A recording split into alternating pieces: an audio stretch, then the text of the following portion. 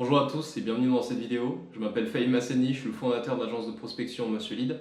Donc Monsieur Lead, notre métier consiste à prospecter en externe pour des entreprises en B2B afin d'aller leur prendre plus de rendez-vous qualifiés.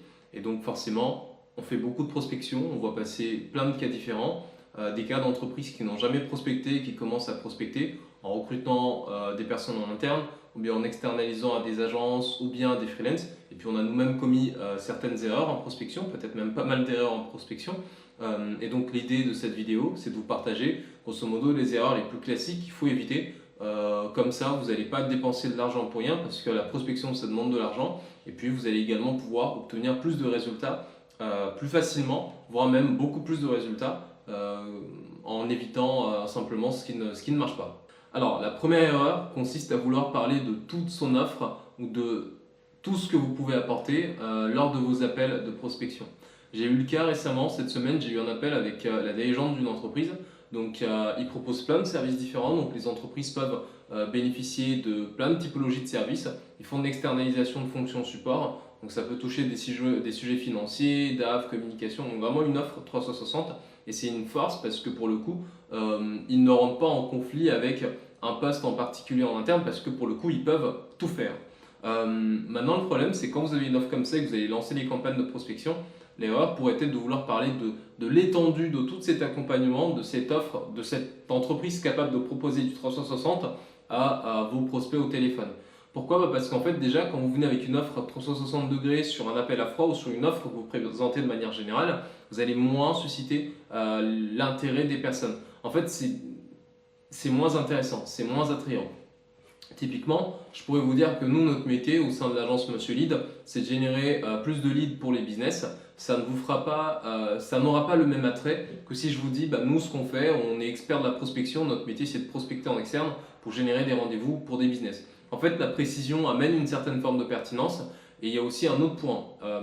Moi, j'ai remarqué que souvent, je viens du monde, initialement, j'ai travaillé en tant que consultant en marketing, et j'avais remarqué que souvent, les entreprises dans le monde de la grande distribution avaient ce qu'on appelle des produits d'appel. Quand vous regardez les panneaux publicitaires ou les publicités qui font tourner, souvent, ils sélectionnent un certain nombre, une certaine typologie de produits qui vont plus mettre en avant. Pourquoi? Parce qu'en fait, ils savent que ces produits-là vont avoir tendance à susciter beaucoup plus l'intérêt des personnes, de manière simple, enfin, par pure probabilité. Produit X a plus de chances de parler à plus de gens et donc à faire venir plus de monde. Et donc c'est la même chose quand vous faites des actions de prospection. Il faut regarder le service ou la problématique qui suscite, qui a le plus de chances de susciter un maximum d'intérêt. Vous fassiez un focus absolu là-dessus. Et ensuite, quand les gens viennent par rapport à cette offre-là, vous avez la possibilité de leur proposer autre chose, plus de choses, des offres complémentaires, et en fait de faire ce qu'on appelle des upsells ou des downsells d'autres services ou produits que vous avez. Mais si vous allez d'emblée, que vous leur proposez tout ce que vous avez à leur vendre, vous perdez en crédibilité, parce que pour le coup, tout le monde le dit, c'est du bon sens, à faire tout, en fait, on ne fait rien, à vouloir tout faire, à vouloir être bon partout, on est bon sur rien du tout, et aussi, ça va moins intéresser les gens. Donc évitez de vouloir parler de tout ce que vous faites lors des appels de prospection. La deuxième erreur, c'est de négliger la qualité des listes de prospection. J'ai eu des cas typiquement d'entreprises qui viennent vous voir pour externaliser auprès de vous la prospection. Souvent, les boîtes de prospection ont un service, enfin souvent les entreprises de prospection, leur métier c'est donc de prospecter pour vous, mais ils peuvent avoir des services complémentaires pour la création de listes de prospection. Et le client, l'acheteur en face, il se dit en fait non, j'essaie un peu de faire mon truc et d'être un peu malin, donc en fait on va juste externaliser la partie prospection. Par contre, on va garder nous-mêmes les listes. Donc c'est très bien si vous gardez les listes et que vous avez les ressources et la volonté de fournir des très bonnes listes de prospection. Mais ne pensez pas que le fait de prendre un abonnement sur un outil qui sera cher va vous donner systématiquement des bonnes listes. Les bonnes listes de prospection se construisent avec beaucoup de rigueur. C'est un travail qui comporte une partie importante de choses manuelles qu'il faut faire.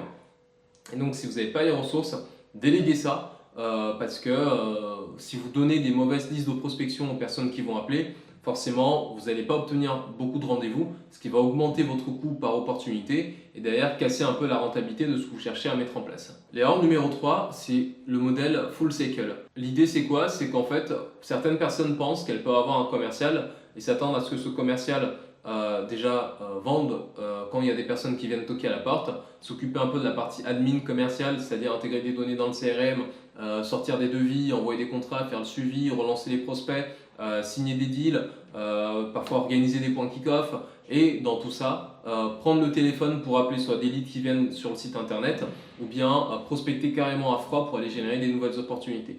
Ce modèle-là, ça ne marche pas énormément. En tout cas, ça ne marche pas si vous vous attendez que la personne fasse des appels de prospection de manière régulière pour générer des opportunités. Si vous êtes une entreprise qui a énormément d'inbound et qu'en fait l'idée de ce fameux sales full cycle, ce serait juste de temps à autre prendre un peu le téléphone et aller chercher un petit peu de rendez-vous, ok, ça peut marcher. Mais si l'idée c'est que vous voulez faire fonctionner la vraie prospection 100% à froid, vous avez besoin de spécialités, vous avez besoin de personnes pour qui ça sera uniquement le rôle.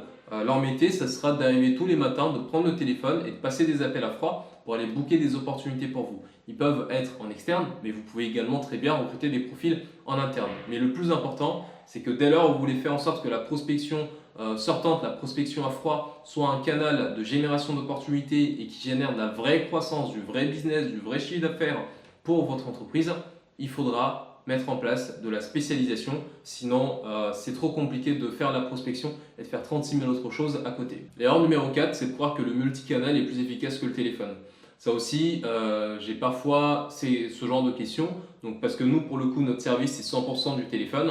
On ne va pas mettre en place de campagne par email, on ne va pas mettre en place des automatisations LinkedIn. C'est que le téléphone qui nous permet de booker les opportunités. Et parfois, on peut avoir des réactions légitimes du type pourquoi vous faites que le téléphone? Pourquoi pas intégrer d'autres canaux? Ou même des demandes explicites pour voir si on peut faire ce qu'on appelle du multicanal, à savoir envoyer peut-être un email pour réchauffer le prospect, ensuite une invitation LinkedIn, s'il ne répond pas, le mettre en fait sur une liste de personnes qu'il faut contacter, etc. etc. Dans mon expérience, pour des boîtes en B2B qui proposent des services ou des produits sur des paniers moyens élevés, cette approche-là ne fonctionne pas autant qu'on le partage. Ce qui marche le mieux, encore une fois, c'est de prendre le téléphone parce que le téléphone va vous permettre d'aller tout de suite chercher des conversations. Le téléphone vous permet également de traiter des objections parce qu'en fait, vous conversez avec les personnes. Et donc, quand une personne n'est pas intéressée, elle vous dit pourquoi elle n'est pas intéressée et vous laisse donc une opportunité en tant que commercial de pouvoir traiter une objection et avancer sur son point bloquant, tout simplement.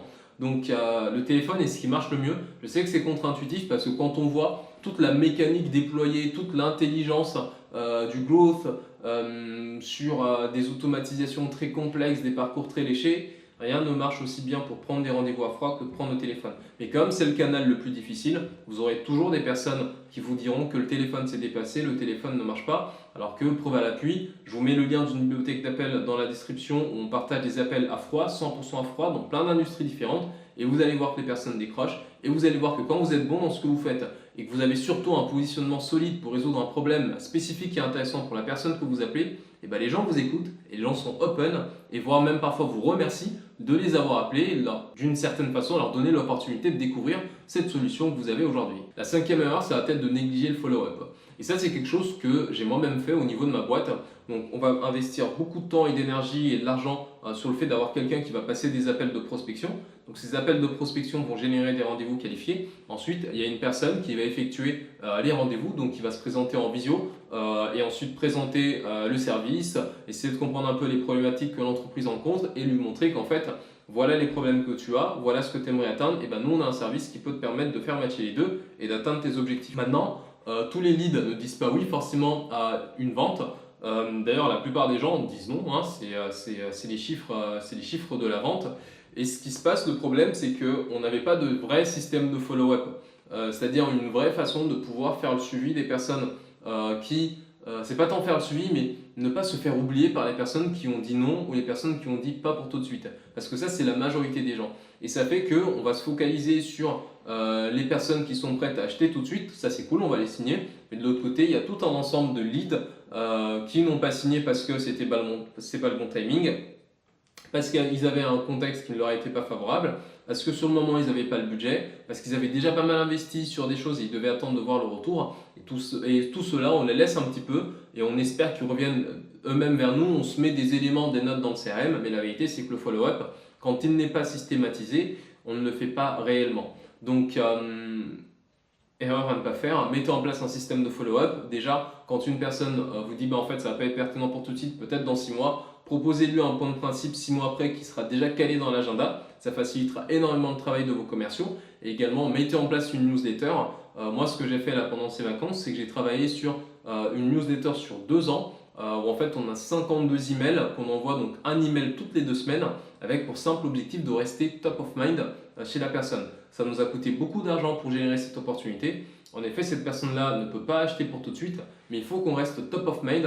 Comme ça, si dans 6 mois, si dans 8 mois, si dans 1 an, si dans 2 ans, le besoin pop à nouveau, la croissance ralentit, ils ont besoin de plus d'opportunités, ils ont besoin de faire de la prospection. En fait, comme la personne nous aura vu passer sur sa boîte mail, elle n'aura peut-être pas lu tous nos emails, mais elle aura vu passer le nom, prénom et pourra situer par rapport à une activité.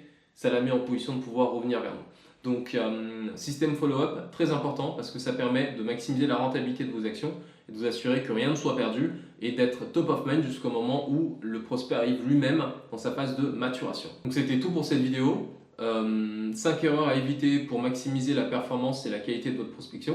Si jamais vous souhaitez nous déléguer votre prospection, vous avez un lien dans la description pour prendre rendez-vous avec nous et découvrir nos services. Ou bien si vous voulez voir comment on prospecte concrètement à froid, il y aura le lien dans la description d'une bibliothèque Notion où on liste un ensemble d'appels sur plein d'industries différentes. Donc vous pouvez les écouter, voir concrètement comment font nos commerciaux pour générer des opportunités pour nos clients.